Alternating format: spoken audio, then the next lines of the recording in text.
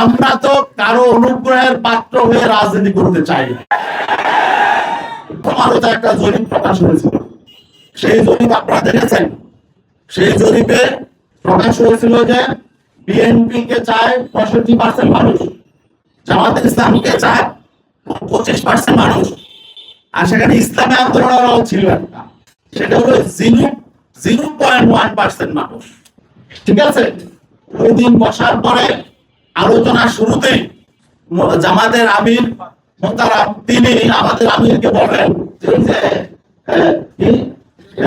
একটা প্রথম আলোতে একটা জরিপ এসেছে, দেখেন যে আপনাদের তো কোনো এক পয়েন্টই নাই, মানে জনমতে আপনাদের কোনো কি নাই, কোনো 1% নাই, 0.1 মানে 1%-এর শতভাগের 1 ভাগ।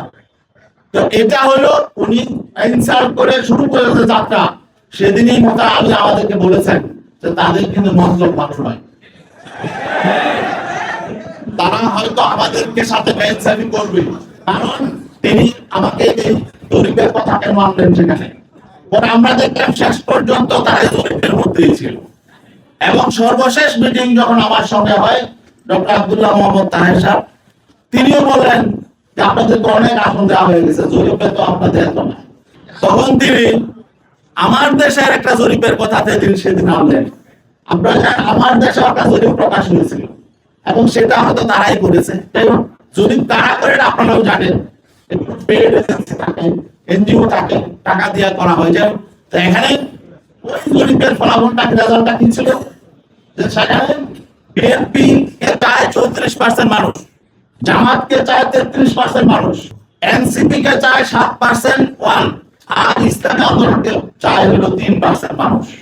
আচ্ছা বলেন দেখি, জামাতকে যদি 33% মানুষ চায়, এনসিপি কে যদি 7% মানুষ চায়, তো 40% হয়ে যায়। আর বিএনপি চায় 34%, বিএনপি কে চায়, তাহলে তো বিএনপি থেকেও এখন যদি এনসিপি তাদের সঙ্গে আছে, বিএনপি যে 6% ভোট তাদের বেড়ে গেছে। এখন তাহলে আমাদের কি আর একটা অবস্থান থাকে? এখন তখন যখন তারা বলে জরিপে তো তা আসলে আপনাদের তেমন অবস্থান নেই, এখন তাহলে বোঝা গেল যে তারা যে আসন দিয়েছে এটা অনুগ্রহ করে দিয়েছে।